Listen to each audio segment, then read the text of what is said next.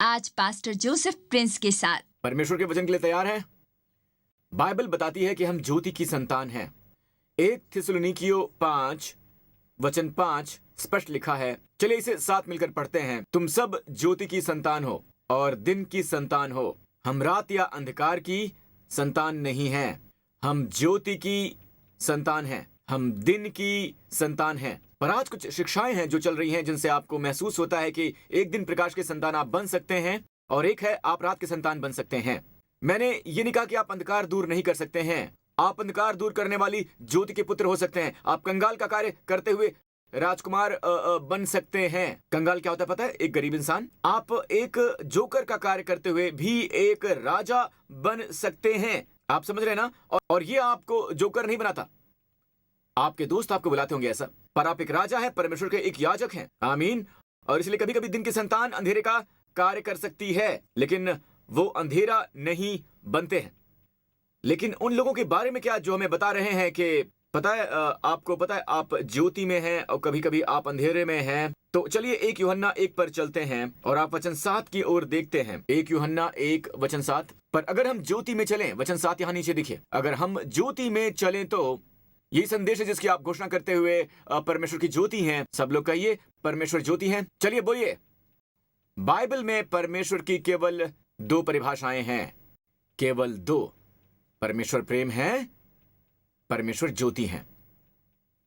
Okay, परमेश्वर प्रेम है, वही ज्योति है, और उसमें कुछ भी अंधकार नहीं है। ये ग्रीक में बहुत ही प्रभावी है। इसमें कुछ भी अंधकार नहीं है, बाल के बराबर भी अंधकार नहीं है। अगर हम कहते हैं हम परमेश्वर से सहभागिता रखते हैं और हम अंधकार में चलते हैं तो हम झूठ बोलते हैं और सच्चाई पर नहीं चलते हैं। यदि हम ज्योति में चलते हैं, विश्वासी कहां चलते हैं? ज्योति में। स्थान स्थान स्थान। कहां कहां? जब आप खाते हैं कहां खाते हैं? जब आप पीते हैं तो कहां पीते हैं? जब आप प्रार्थना करते हैं तो कहां प्रार्थना करते हैं? जब आप जागते हैं तो कहां जागते हैं? जब आप सोते हैं तो कहां सोते हैं? हमेशा ज्योति में ही। आमीन। मैं आपसे एक और प्रश्न पूछने वाला हूं। जब आप पाप करते हैं, और मैं आपको पाप करने के लिए बिल्कुल नहीं कह रहा हूं, पाप बुरा है, पास्टर प्रिंस पाप के घोर विरोधी हैं, ठीक है?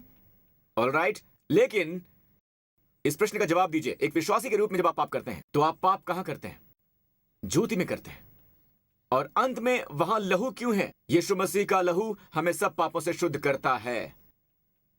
तो कुछ लोग कहते हैं कि जब आप पाप नहीं करते हैं तो आप ज्योति में चल रहे हैं। मैं आपको दिखाना चाहूंगा, जब आप पाप नहीं करते तो आप ज्योति में चल रहे हैं, पर जब आप पाप करते हैं तो अंधकार में हैं। और यदि यही परिभाषा है तो वचन 7 में ऐसा क्यों है? इसमें लिखा है यदि परमेश्वर ज्योति में है, जैसे परमेश्वर ज्योति में है वैसे ही हम भी हैं ज्योति में, और उसके पुत्र का लहू यानी यीशु मसीह का लहू हमें सब पापों से शुद्ध करता है। यूं कहें ज्योति में चलना, वो जो ज्योति में चल रहे हैं उनके पास अब भी पाप है जिसे संभाल लेता है उनका लहू। अन्य शब्दों में मैं इसे फिर से कहता हूं, मैं ज्योति में चल रहा हूं, और जब मुझे बुरा विचार आता है, मैंने कुछ गलत किया है, मैंने कुछ गलत कहा है, लहू मुझे शुद्ध करता है और मुझे ज्योति में वो रखता है। मैं कभी अंधकार में नहीं जाता हूं। क्या आप समझ पा रहे हैं चर्च? मैं एक और सबूत दूंगा। यूहन्ना 8 में तब यीशु ने उनसे फिर कहा, चलिए हम इसे कहते हैं। यीशु ने कहा क्या? मैं जगत की ज्योति हूं, जो मेरे पीछे हो लेगा वो अंधकार में न चलेगा परंतु जीवन की ज्योति पाएगा। यीशु कहते हैं मैं जगत की ज्योति हूं, इस जगत की। जो मेरे पीछे हो चलेगा वो अंधकार में न चलेगा परंतु जीवन की ज्योति पाएगा। अब ये वचन अंधकार में न चलेगा, जो विश्वास करते हैं मसीह कुछ दिन या 1-2 दिन यहां वहां अंधेरे में चल सकते हैं। जी हां, वो भी अंधेरे में चल सकते हैं। ग्रीक में न चलेगा शब्द है डबल नेगेटिव में, ऊ में। ऊ है नकारात्मक, में है निषेध, और ये एक डबल नेगेटिव है।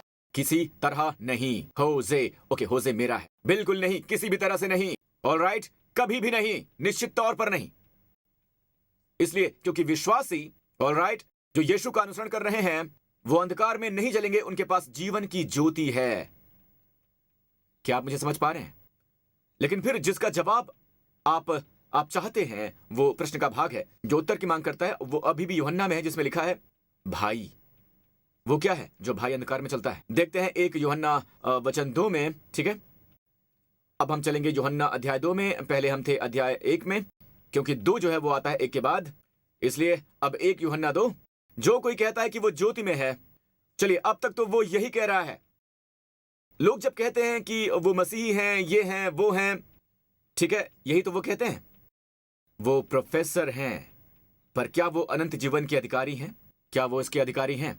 इसलिए कि आप कहते हैं आप मसीही हैं, आप मसीह बन नहीं जाते हैं। आप मुझे समझ पा रहे हैं? जो कोई ये कहता है कि मैं ज्योति में हूं, अपने भाई से बैर रखता है, तब तक वो अंधकार में ही है। कोई कहता है कि आप देखिए पास्टर प्रिंस, विश्वासी अंधकार में हो सकता है। मैं कहता हूं कि ये विश्वासी नहीं है। वो कहता है कि नहीं, इसमें लिखा है जो कोई अपने भाई से बैर रखता है। यहां लिखा है अपने भाई। आप इसे कैसे समझाएंगे? ये भाई कौन है ना? जो कोई अपने भाई से बैर रखता है वो अंधकार में है, वो अंधकार में चलता है। तो क्या कोई विश्वासी ऐसा कर सकता है?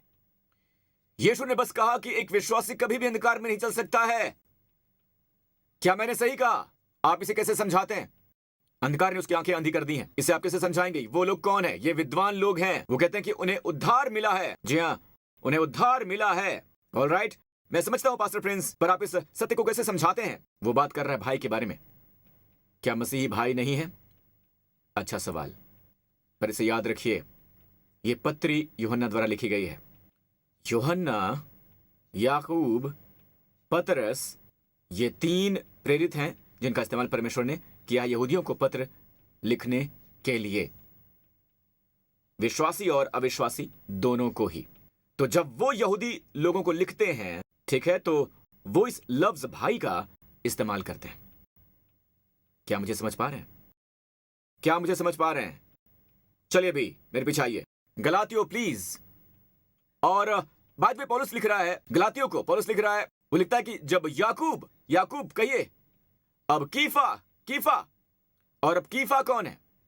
पतरस। वाह, कमाल है, वो चर्च का सम्मान करता है, वो सम्मान करता है। क्या बात है, कीफा है पतरस, ठीक है, बहुत बढ़िया। ऑलराइट, यूहन्ना जिसकी हम अभी पुस्तक पढ़ रहे हैं ना, उसकी पत्रियां, और गौर कीजिए उनमें से तीनों जो आज खंबे समझे जाते हैं, पौलुस लिख रहा है गलातियों की इस पुस्तक में। गलातियों को वो पिलर्स समझे जाते हैं। जब उन्होंने उस अनुग्रह को जो मुझे मिला था जान लिया, पौलुस ने कहा, उन्होंने मुझको और बरनबास को दाहिना हाथ देकर संग कर लिया कि हम अन्य जातियों के पास जाएं, गैर यहूदियों के पास जाएं। वो याकूब, पतरस और यूहन्ना खतना किए हुओं के पास जाएं। जी हां, खतना किए हुओं के पास जाएं। मुझे इसके लिए एक शास्त्र वचन मिला, इसलिए अब फिर से यूहन्ना पर चलते हैं। अब यूहन्ना कहता है 1 यूहन्ना 2, जब वो कहता है कि वो ज्योति में है, ऑलराइट, और वो अपने भाई से बैर रखता है। ये हवाला है किसी यहूदी व्यक्ति का जिसने दावा किया है कि वो विश्वासी है, पर वो हर समय नफरत कर रहा है। तो वो प्रेरित पौलुस को विश्वास दिलाता है कि वो विश्वासी नहीं है, पर वो एक भाई है, एक यहूदी भाई है। हाँ, ठीक है, जो कोई अपने भाई से प्रेम करता है वो ज्योति में रहता है। यह स्पष्ट हो गया है? मेरे पास बहुत वक्त नहीं है। एक और चीज बताऊंगा 1 यूहन्ना 2 से जो बहुत दिलचस्प है। आप कहते हैं कि पास्टर प्रिंस इब्रानियों 6 के बारे में क्या? इसमें लिखा है कि जो परमेश्वर के उत्तम वचन का, स्वर्गीय वरदान का स्वाद चख चुके हैं, यदि वो भटक जाएं तो उन्हें मन फिराव के लिए फिर नया बनाना अनहोना है। मैंने इस पर एक सीरीज का प्रचार किया है। जी हाँ, पूरी सीरीज का प्रचार किया है। आप कहां थे? लेकिन आपके लिए मैं इसे फिर से करूंगा। आमीन। पूरा का पूरा नहीं, बस आपको कुछ दिखाने के लिए इसी अध्याय से मैं एक सिद्धांत देने जा रहा हूं। इसे आप अपनी आत्मा में रख लीजिएगा। जी हाँ, अपनी आत्मा में। चलिए हम अब आते हैं नीचे वचन 18 पर। वचन 18 में लिखा है कि लड़कों, ये अंतिम समय है। जैसा कि तुमने सुना है कि मसीह का विरोधी आने वाला है, ठीक है, उसके अनुसार बहुत से मसीह के विरोधी उठे हैं। इससे हम जानते हैं कि यह अंतिम समय है। एक मसीह विरोधी है और बहुत से मसीह विरोधी हैं। जी हाँ, तो वो मसीही विरोधी कौन है? अब यूहन्ना कुछ कहने जा रहा है, सुनिएगा, वो आपसे कुछ कहने जा रहा है। वे मसीही विरोधी यूहन्ना के जमाने में जिन्होंने पाखंड का प्रचार किया, वो हमसे निकल गए, वो हमसे निकल गए। क्या वो मसीही हैं? क्या वो विश्वासी हैं? पढ़ते रहिएगा। वो निकले तो हमसे ही, पर हम में से नहीं थे, क्योंकि यदि वो हम में होते तो हमारे साथ में रहते, हमारे साथ। पर वो निकल गए ताकि ये प्रकट हो सके कि वो हम सब में से नहीं हैं। बहुत स्पष्ट है कि बहुत से लोग हैं जो चर्च में हैं, यहां तक कि सालों से हैं। जी हाँ, वो सालों से हैं और फिर वो निकल जाते हैं और इस विश्वास को वो अपना लेते हैं या इसको या उसको, कहते हैं पास्टर प्रिंस एक बार उद्धार मिल गया तो हमेशा के लिए उद्धार हो गया ना, और वो हमसे निकल कर चले गए और वो हम में के नहीं थे।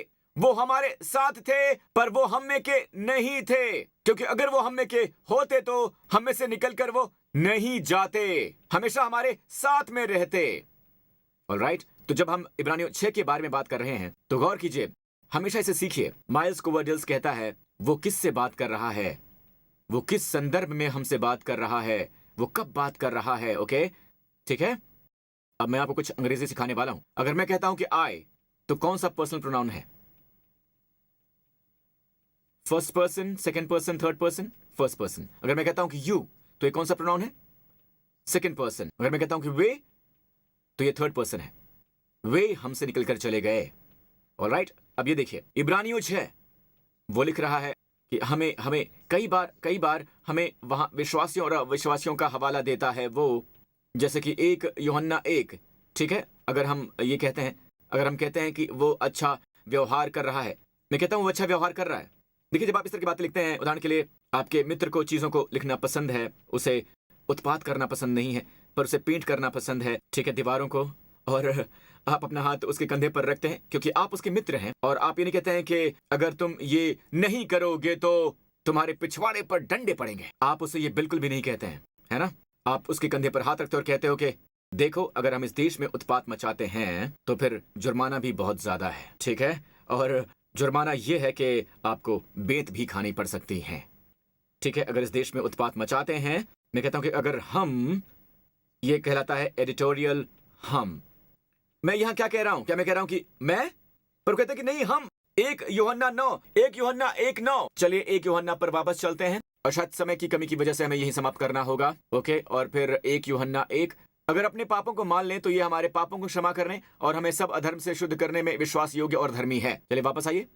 पूरा संदर्भ यह है कि यदि हम कहते हैं कि हमने पाप नहीं किया तो उसे झूठा ठहराते हैं, उसका वचन हमें नहीं है। क्या मसीह कहते हैं कि हमने पाप नहीं किया? बेशक नहीं, आमीन। मसीह नहीं कहते हैं कि हमने पाप नहीं किया, वो कहते हैं कि हमारे पास एक उद्धार करता है। किससे उद्धार करने वाला? यदि हम अपने पाप को मानते हैं तो वो विश्वास योग्य है, और यही यूहन्ना कह रहा है, ठीक है। उन्हें ठीक से व्याकरण भी समझ में नहीं आता है। वहां हम एडिटोरियल है, वहां पर ये एडिटोरियल हम है। अन्य शब्दों में वो असल में कह रहा है कि अगर हम, जैसा कि मैंने कहा, अगर हम उत्पात करते हैं, इसका मतलब ये नहीं कि मैं उत्पात करता हूं। अगर हम सिंगापुर में नस्ली दवाओं का व्यापार करते हैं, ठीक है, तो मतलब ये नहीं कि मैं करता हूं और मैं क्या कर रहा हूं, उस व्यक्ति के लिए कृपालु हो रहा हूं। ओके, क्या आप समझ पा रहे हैं मुझे? तो यही बात वो उन आत्मज्ञानियों से कह रहा है जो कि अविश्वासी हैं, जो उनके बीच से आए हैं, पर कोई संदेह नहीं कि वो उनके साथ नहीं रहेंगे। वो उनसे कह रहा है कि हम वो लोग हैं जो पापों को स्वीकार करते हैं, मतलब हम वो हैं जो जानते हैं कि हमने पाप किया है। शर्त है केवल तब जब हम अपने पापों को मान लें तो वो हमारे पापों को क्षमा करने और हमें सब अधर्म से दूर करने में विश्वास योग्य और धर्मी है। आप कितनी बार सभी अधर्म से शुद्ध हो सकते हैं? एक ही बार, हमेशा के लिए, ठीक है। तो वो जो इसकी शिक्षा देते हैं कि ये विश्वासियों के लिए एक जीवन शैली है, वो हमेशा अपने पापों को स्वीकार कर रहे हैं, वो पाप के प्रति सचेत है। इसके बारे में तक कठोर क्यों हूं मैं? क्योंकि ये आपको पाप के प्रति सचेत बनाता है, आपको भयभीत करता है। आप ज्योति के पुत्र होते हुए भी महसूस करते हैं कि आप अंधकार में हैं। एक और प्रश्न जो लोग कहते हैं वो ये है कि खैर केवल विश्वासी ही हमारे पापों को स्वीकार कर सकते हैं। हमारे पापों को स्वीकार करते हैं, केवल विश्वासी पापों को स्वीकार कर सकते हैं, अविश्वासी पापों को स्वीकार नहीं कर सकते हैं। अब मेरे दोस्त, आप एक बात भूल रहे हैं। हम एक यहूदी पुस्तक पढ़ रहे हैं। जी हां, एक यहूदी पुस्तक पढ़ रहे हैं। पता है यहूदी लोग अपने पाप को स्वीकार करने के बारे में क्या सोचते हैं? आप चाहेंगे कि मैं आपको दिखाऊं? ठीक है, ये यहां तक कि यहूदी लोग भी जिनको अब तक उद्धार नहीं मिला है, अपने पाप को स्वीकार कर सकते हैं। चलिए मैं आपको मत्ती दिखाता हूं। ये कहानी है यूहन्ना बपतिस्मा देने वाले की। यीशु के समय में यूहन्ना बपतिस्मा देने वाला, ओके, गौर कीजिए, तब यरूशलेम के सारे यहूदिया के और यरदन के आसपास के सारे देश के लोग यूहन्ना बपतिस्मा देने वाले के पास निकल गए और अपने पापों को मानकर यरदन नदी में उससे बपतिस्मा लिया। जी हां, यरदन नदी के पास बपतिस्मा लिया। प्रश्न, क्या उन्होंने पापों का हर एक लेखा जोखा स्वीकार किया? क्या उन्होंने ऐसा किया? क्या आप उनकी कल्पना कर सकते हैं? लंबी लाइन लगी हुई है, आह, यह आदमी सुबह 9 बजे से यहाँ पर है। स्वीकार करो, एक एक करके, एक एक करके, एक एक करके, एक एक करके। और मुझे याद है जब मैं 3 साल का था। अब उसे अपने सारे पाप स्वीकार करने में 3 घंटे बीत गए हैं। दूसरा आया, बहुत लंबी लाइन थी। आपको लगता है ऐसा हुआ होगा? क्या आपको ऐसा लगता है वो उसके पास आए अपने हर एक पाप का लेखा जोखा स्वीकार करने के लिए? क्या ऐसा हुआ होगा? तो पापों को स्वीकार करने का मतलब क्या है? यही इसका मतलब है। बाइबल की व्याख्या करती है। वही बात पुत्र, उड़ाऊ पुत्र का घर आना पिता के पास। उसने अपने पाप को कैसे स्वीकार किया? पिताजी, मैंने स्वर्ग के विरोध में और तेरी दृष्टि में और धरती के विरुद्ध पाप किया है। मैं अब इस योग्य नहीं रहा कि मैं तेरा पुत्र कहलाऊं। पिता ने क्या कहा? लूका 15। पुत्र ने पिता से कहा, मैंने स्वर्ग के विरोध में और तेरी दृष्टि में पाप किया है और अब इस योग्य नहीं रहा कि मैं तेरा पुत्र कहलाऊं। पिता ने फटाफट उसे अच्छे से वस्त्र पहनाए। पिता ने उसके पाप के स्वीकार को स्वीकार किया, या ऐसे आप जो भी कहना चाहें।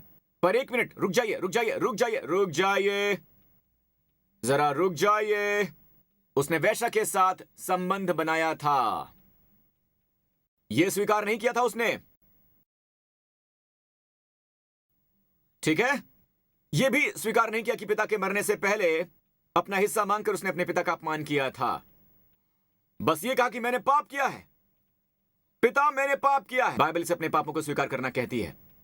अब वो यूहन्ना बपतिस्मा देने वाले के पास आए अपने पापों को स्वीकार करते हुए कि वो एक पापी हैं। मैंने परमेश्वर के विरुद्ध पाप किया है, इब्राहिम, इसहाक और याकूब के परमेश्वर के विरुद्ध पाप किया है, और वो इसके लिए क्षमा चाहता है। परमेश्वर से अपने लिए माफी मांगी और उन्हें बपतिस्मा दिया गया। पर किसी को उद्धार नहीं मिला क्योंकि यीशु अभी तक मरे नहीं है। उनकी सेवकाई शुरू भी नहीं हुई है जब ये लोग अपने पापों को स्वीकार करने के लिए यूहन्ना के पास गए। तो मैं बस ये कह रहा हूं कि यहूदी अविश्वासी मसीह के आने से पहले से ही हर समय पापों को स्वीकार करते रहे। क्या आप सुन रहे हैं दोस्तों? क्या आप सुन रहे हैं? चलिए अब हम वापस 1 यूहन्ना 2:12 पर चलते हैं। अब हम इसे समाप्त करेंगे। अब ये यूहन्ना 1 यूहन्ना अध्याय कौन सा? 2। इस अंश से हम समाप्त करेंगे। आपको ये अंश सुनना चाहिए, इसे मत भूलिएगा, ठीक है? 1 यूहन्ना 1:9 दिखाइए। 1 यूहन्ना 1:9 यह है 1 यूहन्ना अध्याय 1। अगर हम अपने पापों को मान लें तो परमेश्वर विश्वास योग्य और धर्मी है। अब यदि ये विश्वासियों को लिख रहा है तो एक समस्या मिली है हमें अध्याय 2 में, क्योंकि अध्याय 2 में अगला अध्याय, ऑलराइट, वचन 12। अब हमें यूहन्ना कहता है कि हे बालकों, मैं लिख रहा हूं, हे बालकों, मैं तुम्हें इसलिए लिखता हूं कि तुम्हारे पाप, जी हाँ बालकों, मैं लिख रहा हूं कि तुम्हारे पाप। अब बालकों यहां हवाला देता है सभी विश्वासियों का। टेक्नियन, ये मसीह में बालक होना नहीं है। टेक्नियन का मतलब होता है, ये एक स्नेहपूर्ण शब्द है, जैसे कि प्रिय बालकों, मैं तुम्हें लिखता हूं, प्यारे बच्चों, परमेश्वर की संतान। वो कहता है कि क्योंकि उसके नाम के कारण तुम्हारे पाप क्षमा हुए हैं। अब क्या आपको पता है, हमारे अंग्रेजी की तरह ग्रीक में भी कोई चीज है जो परफेक्ट टेंस कहलाती है। जो परफेक्ट टेंस, क्षमा हुए यहां है परफेक्ट टेंस। आपको पता है परफेक्ट टेंस क्या होता है? यहां तक कि हमारे अंग्रेजी, ठीक है, ग्रीक में यह बहुत ही प्रभावशाली है। परफेक्ट टेंस का मतलब होता है एक कार्य जो कि हो चुका है, एक कार्य जो पूरा हो गया है हमेशा के लिए, और इसे दोबारा करने की कोई जरूरत नहीं है, कोई रिपीटेशन नहीं चाहिए। कोई भी विद्वान इसे अपनी बाइबल में देख सकता है, यह परफेक्ट टेंस में है, जिसका मतलब होता है कि तुम्हारे पाप एक ही बार हमेशा के लिए क्षमा कर दिए गए हैं, इसे दोबारा करने की आवश्यकता नहीं है। वाओ! अब हमें एक समस्या मिली है। अगर हम विश्वास करते हैं 1 यूहन्ना 1:9 इसके पहले का अध्याय लिखा गया है विश्वासियों के लिए, अब हम इसके बारे में क्या कहने वाले हैं? यूहन्ना है स्किज़ो।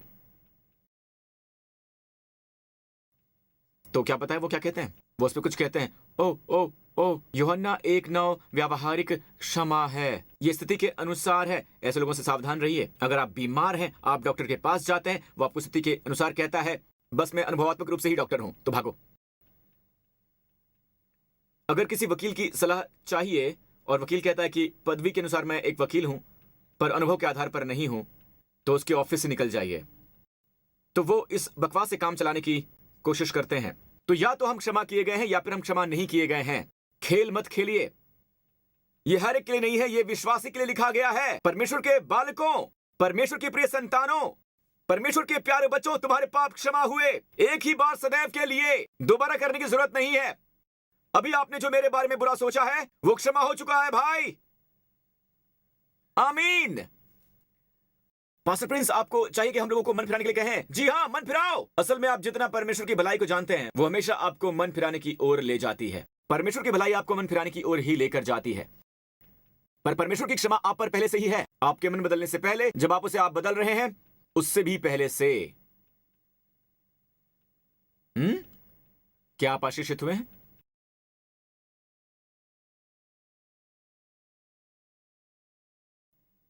पता है, सब कुछ जो संसार चाहता है वो सब केवल यीशु में ही पाया जाता है। पौलुस के जमाने में लोगों का 3 समूह है। सुनिए, यह समाप्ति पर है, इसे अवश्य समझिएगा। आज सिंगापुर में हमारे पास यही समस्या है। पूरी दुनिया में या तो लोग प्रकाश की खोज में हैं या फिर आध्यात्म की दुनिया में हैं। नए युग की तरह, एक नए जमाने की तरह। वो इसे प्रकाश या नया युग कहते हैं। ऐसा समूह है जो सोचता है, और एक समूह है जो ज्ञान, अधिक शिक्षा, बुद्धिमत्ता, ज्ञान की तलाश में है, और भी बुद्धिमत्ता की तलाश में है। पौलुस के जमाने में पता है प्रकाश के लिए कौन गया? यहूदी। पता है ज्ञान के लिए कौन गया? यूनानी बुद्धिमत्ता की खोज में रहते हैं, उनके पास अपने अरस्तु हैं, वो सभी ज्ञान की तलाश में हैं, बुद्धिमत्ता के। प्रतिष्ठा की खोज कौन करता है? प्रतिष्ठा, सैन्य प्रतिष्ठा, सब देशों पर विजय करने की तलाश, रोम की प्रतिष्ठा के लिए। रोमन गए प्रतिष्ठा के लिए, वो ज्ञान की खोज के लिए नहीं गए, आध्यात्मिक प्रकाश के लिए नहीं गए। यहूदी हमेशा बाइबल की प्रकाश की तलाश में गए। उनमें से कुछ नए युग में चले जाते हैं, जैसे कबाला है नया युग, और फिर वो किसी और में जाते हैं।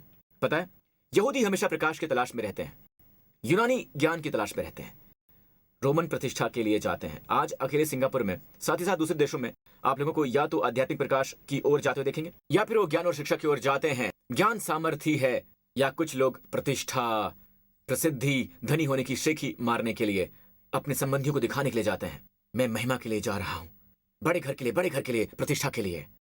पर लेकिन पता है क्या पौलुस क्या कहता है? क्या तुम नहीं जानते हो कि ये तीनों चीजें यीशु के ही चेहरे में पाई जाती हैं? परमेश्वर जिसने अंधकार में से प्रकाश चमकने की आज्ञा दी, जो प्रकाश देने के लिए हमारे हृदय में चमके। यहूदी ज्ञान के प्रकाश को ढूंढते हैं, यूनानी महिमा के ज्ञान की तलाश में हैं, रोमन प्रतिष्ठा ढूंढते हैं, और हमारे पास ये तीनों यीशु मसीह के ही चेहरे में हैं। आमीन चर्च, हालेलुया, प्रभु की स्तुति हो। आने वाले सप्ताह परमेश्वर जो इजराइल की रखवाली करते हैं, न ऊँघते हैं ना ही वो सोते हैं, हमारे प्रभु यीशु मसीह के पिता, जिन्होंने अपने पुत्र को भेजा क्योंकि उन्होंने हमसे इतना प्रेम किया, वो कभी भी नहीं सोते हैं। वो इस पूरे सप्ताह आप पर नजर रख रहे हैं, वो आपके बच्चों पर अपनी नजरें बनाए हुए हैं, वो आपके परिवार की रखवाली कर रहे हैं, और यही इजराइल के देश पर इजराइल के महायाजक की आशीष है, और यही हमारे लिए है, हम सब के लिए है। प्रभु आपको आशीष दें, और प्रभु आपको सलामत रखें। प्रभु आपको सलामत रखें हर बुराई से। इस पूरे सप्ताह वो आपके प्राणों को महफूज रखें हमेशा। प्रभु आपके अंदर आने और बाहर जाने को सलामत रखें। परमेश्वर सिय्योन से बाहर आपको आशीष दें। प्रभु अपना चेहरा आप पर और आपके बच्चों पर चमकाते रहें, आपके परिवार पर अनुग्रह चमकाएं, और आप अनुग्रहित हों। हनान आपके प्रति अनुग्रहित हों। प्रभु अपना मुख आप पर उठाएं, परमेश्वर की महिमा के ज्ञान का प्रकाश जो उसके चेहरे पर है, यानी यीशु मसीह का चेहरा आप पर चमकाएं, आपको अनुग्रह प्रदान करें, आपको शांति दें इस पूरे सप्ताह यीशु के नाम पर। और यहां पर जो भी है और जो भी इसे देख रहा है, सब लोगों ने कहा आमीन। परमेश्वर आशीष दें। हम फिर मिलेंगे। एक पेड़ से दूसरे पेड़ पर मत झूलिए।